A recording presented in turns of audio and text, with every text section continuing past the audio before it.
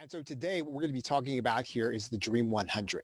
And so this is really going to be part two of what we have been talking about here. And in so doing, what are we trying to do? We are trying to build deep roots in our niche.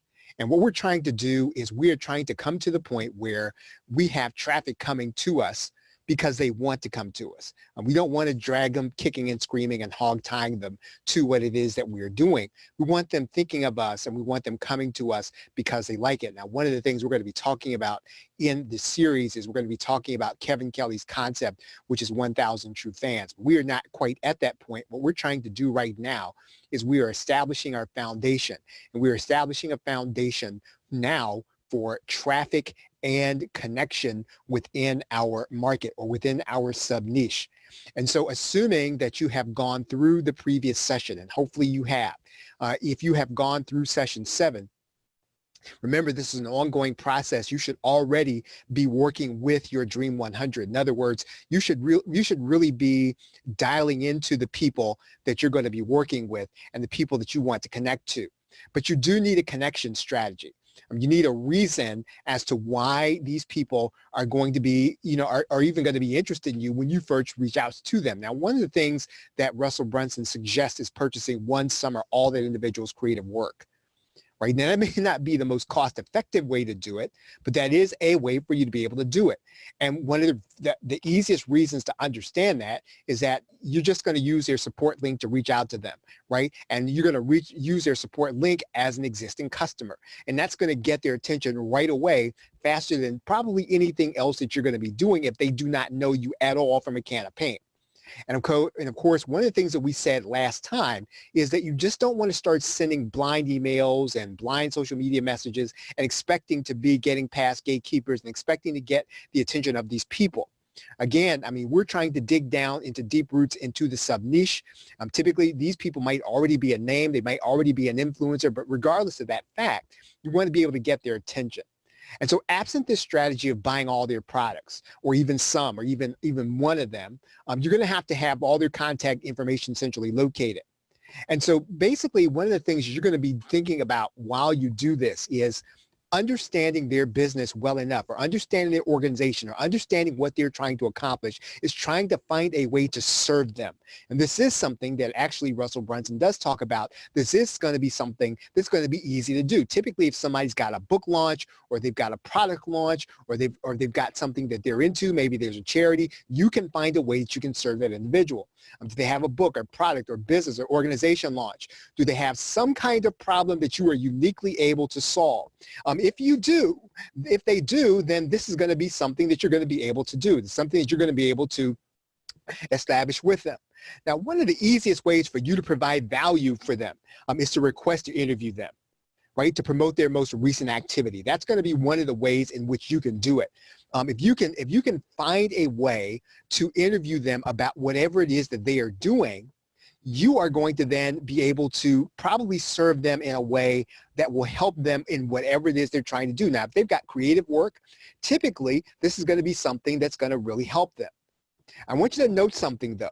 This is not something that's going to work on all individuals at all times. Don't just kind of think that, well, I'm just going to offer to interview them. And especially if you don't really have anything else going on in terms of doing interviews, right? I mean, just don't offer it to them. And then in the next session, we're going to be talking about some connection strategies, and we're going to even go beyond that when we get to the session beyond that, where you're going to have a talking channel. But now what you want to start thinking about is, what do you have right now that you can use in order to serve this individual? Another way to really accomplish the interview is to put on an event your Dream 100 headlines, right? Either virtual or in person. So in other words, you can make them the headliner of your event or headliners of your event, right? Thinking about in particular doing some kind of virtual summit, you can make them the headliner. Now, when you make your initial contact, you're going to want to do something that other individuals have not done, are not doing, or they're not willing to do. And that may sound vague, but you're going to have to think about this because, again, you have to understand that these people are already getting inundated with requests. So you're going to have to go beyond, probably the higher up you go, the higher up in influence that this individual is, you're going to have to go and be willing to do something that others people have not done and they're not willing to do. Here's some examples. Maybe you might write a snail mail handwritten note. Right now, you might feel like that's overkill, especially if the individual doesn't acknowledge it or say yes. But again, going beyond what other individuals are willing to do, you're going to get this person's attention. A snail mail copy of your book. Now, you may not, we have not discussed this, but if you already have a paperback book that you have already written, you can send that individual a copy of that book. And again, yes, in the mail. You can send a snail mail sample of your product, right? Maybe you're going to send it by some kind of thumb drive or some kind of way that they'll get access to it.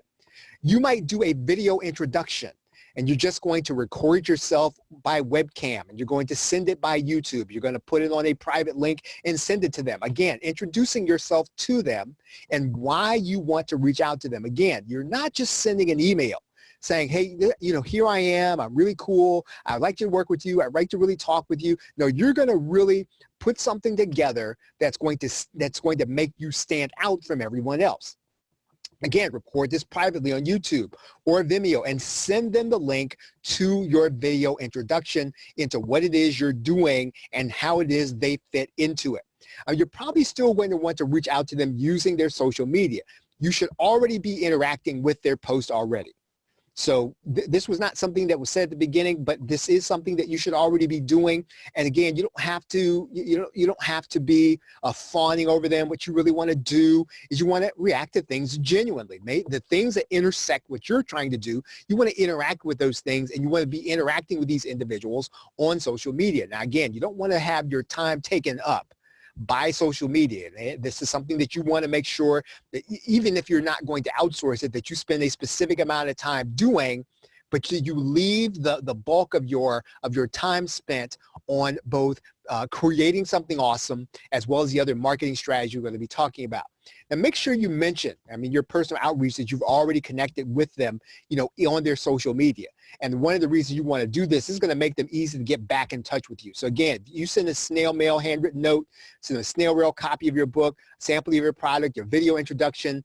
What you're going to do then is you're going to tell them, hey, we're already connected on social media. Maybe they know, maybe they don't know. But again, what this does is it means then that it's easy for them to start getting back to you. Okay, and then what you want to start thinking about is what you can do personally. What can you do that will force them to take time out of the day to thank you personally? Again, you want to do something that's out of the ordinary. This comes back to understanding how you can serve them best.